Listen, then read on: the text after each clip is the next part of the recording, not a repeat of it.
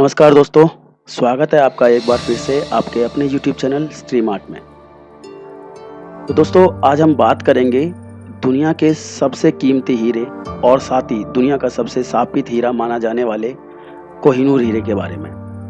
तो दोस्तों माना जाता है कि कोहिनूर हीरा दुनिया का सबसे सापित हीरा होने के साथ साथ बहुमूल्य हीरा भी है। कहा जाता है कि जिसने भी कोहिनूर हीरे को अपने पास रखा वह पूर्णतः नष्ट हो गया। जैसे इस हीरे के श्राप ने मुगल वंश, काकतीय वंश, सिख साम्राज्य, यहाँ तक कि ब्रिटिश साम्राज्य को पूर्णतः तहस नहस करके रख दिया। तो दोस्तों कोहिनूर हीरे का जो मूल वजन है वो 793 कैरेट था, परंतु इसकी सुंदरता बढ़ाने के लिए, चमक बढ़ाने के लिए समय के साथ साथ इसमें बहुत सारे सुधार होते रहे और उन सुधारों के नाम पर इसका समय समय पर खंड खंड होना जारी रहा और परिणाम स्वरूप वर्तमान समय में कोहिनूर हीरे का मूल वजन मात्र 105.6 कैरेट रह गया है, यानी मात्र 21.12 ग्राम। तो दोस्तों अब बात करते हैं इसकी कीमत की। तो मैं आपको बता देना चाहता हूं कि आज तक के इतिहास में कोहिनूर हीरे को बेचा नहीं गया है। जब भी ये एक राजा से दूसरे राजा के पास गया है, या तो इसे छीन करके लूट करके ले जाया गया है या फिर इसको किसी न किसी राजा को भेंट के उपहार के रूप में दिया गया है। तो दोस्तों वर्तमान में जो इसकी कीमत आंकी जाती है वो लगभग 900 करोड़ रुपए है। जी हाँ, आपने बिल्कुल सही सुना, लगभग 900 करोड़ रुपए। तो दोस्तों वर्तमान में यह जो हीरा है वो ब्रिटिश राजघराने की जो मुकुट है उसकी शोभा बढ़ा रहा है और कहीं ना कहीं कोहिनूर हीरे का इतिहास भारत से जुड़ा हुआ है। तो दोस्तों अब जानते हैं कि कोहिनूर हीरे का संबंध भारत से किस प्रकार से है। तो दोस्तों मैं आपको बताता हूं कि दक्षिण अफ्रीका में हीरो की खानों की जानकारी से पहले संपूर्ण विश्व में भारतीय हीरो का ही बोलबाला हुआ करता था। जो हीरो की खाने हैं उनसे भिन्न भिन्न प्रकार के बहुत ही बहुमूल्य हीरे निकला करते थे, परंतु सभी हीरो की तरह कोहिनूर हीरे को भी समय के साथ यहाँ से लुटेरे लूट करके ले गए और अपने देश में जाकर उन्होंने इनको स्थापित करना शुरू कर दिया।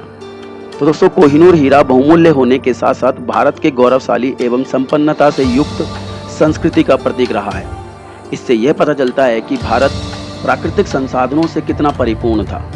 तो दोस्तों आगे बात करते हैं कि जो कोहिनूर हीरा है वो गोलकुंडा की खान के गर्भ से निकाला गया था और गोलकुंडा की जो खानें हैं वो वर्तमान मौजूदा आंध्र प्रदेश में है। और कोहिनूर हीरे के बारे में मान्यता है कि यह हीरा कृष्णा नदी के किनारे कुल्लूर की खानों से निकाला गया था। माना जाता है कि यह कोहिनूर हीरा सबसे पहले काकतीय वंश के शासनकाल में बाहर आया था, जिसको एक तुर्की शासक जिसका नाम था गियासुद्दीन तुगलक प्रथम 1323 ईस्वी में काकतीय राजा प्रतापरुद्र से छीन करके या कहें जीत करके दिल्ली ले गया। तो दोस्तों अब हम जानते हैं कि यह हीरा मुगलों तक कैसे पहुंचा। मैं आपको बता देता हूं कि इसका कोई प्रमाणित तथ्य वर्तमान में मौजूद नहीं है कि यह कोहिनूर हीरा मुगलों तक कैसे पहुंचा।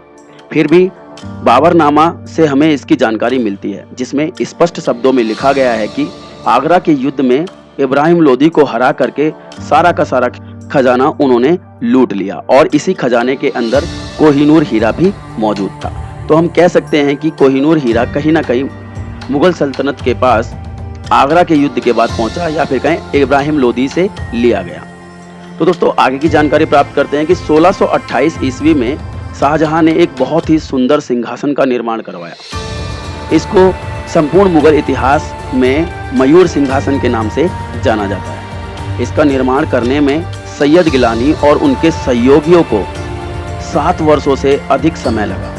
तो दोस्तों इसके जो रचनाकार हैं या निर्माता माने जाते हैं मयूर सिंहासन के, वो सैयद गिलानियों को माना जाता है। तो दोस्तों आगे की जानकारी प्राप्त करते हैं कि इस सिंहासन में कई किलो सोना प्रयोग किया गया था बनाने में और उस समय इसकी कीमत लगभग 1 करोड़ आंकी गई थी। सिंहासन को देखने के लिए दूर दूर से या फिर कहीं विश्व के कई हिस्सों से बहुत सारे जौहरी भारत आया करते थे इसकी सुंदरता से मोहित होकर के। और इसी बीच इसी दौरान वेलिस शहर का एक व्यक्ति था जिसका नाम था हॉर्टिस बोर्जिया। यह एक जौहरी था जो मुगल सल्तनत के दौरान जब औरंगजेब का शासन था तब यह भारत आया था और इसने मुगल साम्राज्य के राजा औरंगजेब से उसकी सुंदरता बढ़ाने के लिए कहा और औरंगजेब ने हीरे को बोर्जिया को सौंप दिया ताकि इसकी सुंदरता और अच्छी तरीके से बढ़ाई जा सके, इसको और तराशा जा सके। परंतु इसकी सुंदरता बढ़ाने के नाम पर बोर्जिया ने इसको खंड खंड कर दिया और इसी दौरान यह हीरा मात्र 186 कैरेट का रह गया और इसी कारण औरंगजेब ने बोर्जिया पर 10,000 रुपए का जुर्माना भी लगाया था। तो दोस्तों अब हम जानते हैं कि यह हीरा नादिर शाह तक कैसे पहुंचा। तो सन 1939 में पर्सिया का शासक नादिर शाह यह हीरा मुगलों से लूटकर ईरान ले गया और जब यह हीरा बाबर के हीरे के नाम से मशहूर था, परंतु नादिर शाह ने इसे देख करके उसके मुंह से एक ही बात निकली, कोहे नूर अर्थात रोशनी का पर्वत। तो उन्होंने देखते ही इसका नाम कोहिनूर दिया। परंतु मात्र कुछ समय बाद 1747 में नादिर शाह की हत्या कर दी गई। उसके बाद यह हीरा जनरल अहमद शाह दुर्रानी के कब्जे में आ गया और जनरल अहमद शाह दुर्रानी ने इस हीरे को अपने कब्जे में कर लिया। उसने इस हीरे को अपने पास बनाए रखने के लिए इस हीरे को अपने हाथ के कड़े में जड़वा लिया ताकि यह हीरा उसके अधिक से अधिक पास रह सके। उसके बाद कोहिनूर हीरा वापस कैसे आया, इसको लेकर के बहुत सारी कहानियां प्रचलित है, जिसमें पहली कहानी है कि कहा जाता है कि अहमद शाह दुर्रानी का बेटा जिसका नाम था शाह शुजा को सिखों ने अपने कब्जे में कर लिया और बंदी बना लिया और उसको जब तक यातनाएं देते रहे जब तक दुर्रानी ने यह कोहिनूर हीरा सिखों को वापस नहीं कर दिया। तो दोस्तों अब बात करते हैं दूसरी कहानी की। तो दोस्तों कुछ लोगों का मानना है कि दुर्रानी का जो बेटा है जिसका नाम शाह शुजा है, उसने 1813 में यह हीरा अपनी स्वेच्छा से राजा रणजीत सिंह को सौंपा था ताकि राजा रणजीत सिंह उनकी युद्ध में मदद कर सके और राजा रणजीत सिंह ने शाह शुजा की अफगान युद्ध में मदद भी की ताकि वह जीत करके पुनः अपने अफगान के अंदर राजधानी स्थापित कर सके। तो दोस्तों इस प्रकार कोहिनूर हीरा भारत के राजा रणजीत सिंह तक पहुंचा।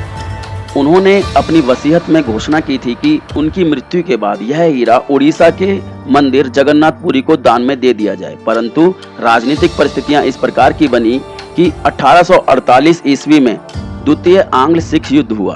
इस द्वितीय आंग्ल सिख युद्ध के अंदर अंग्रेजों ने सिखों को हरा दिया और उनकी सारी संपत्ति अंग्रेजों के कब्जे में चली गई और इसी दौरान मात्र 10 वर्षीय नाबालिग दिलीप सिंह को यह हीरा मजबूरन ब्रिटिश शासकों को देना पड़ा और इस प्रकार से कोहिनूर हीरा ब्रिटिश ईस्ट इंडिया कंपनी की संपत्ति का भाग बना क्योंकि इसको लड़ाई के मुआवजे के तौर पर रखा गया था। अब कंपनी के डायरेक्टर को भेंट किया और इन लोगों ने यह तय किया कि यह बहुत ही बहुमूल्य हीरा है परंतु कंपनी के किसी काम का नहीं है। तो कंपनी ने इस हीरे को इंग्लैंड की रानी विक्टोरिया को भेंट करने के बारे में सोचा ताकि उनको भेंट करने के बाद बदले में वह कंपनी के लिए कुछ जरूरी रियायतें प्राप्त कर सके। तो इस प्रकार कंपनी ने रानी विक्टोरिया को यह हीरा गिफ्ट में दिया।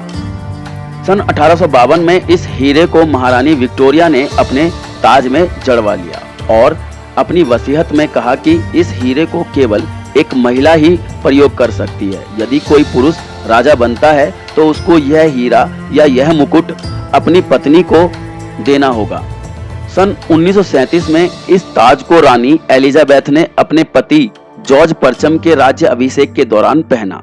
इसके बाद सन 1953 में रानी एलिजाबेथ सेकंड ने यह अपने राज्य अभिषेक के दौरान पहना और वर्तमान में यह कोहिनूर हीरा लंदन टावर संग्रहालय में सुरक्षित है, जिसको बहुत ही कड़ी सुरक्षा में रखा गया है और भारत अभी भी प्रयत्न कर रहा है कि किसी भी प्रकार से यह हीरा भारत में लौट करके पुनः आ जाए, परंतु इसकी संभावना वर्तमान समय में कम नजर आ रही है। तो दोस्तों ये था आज का वीडियो।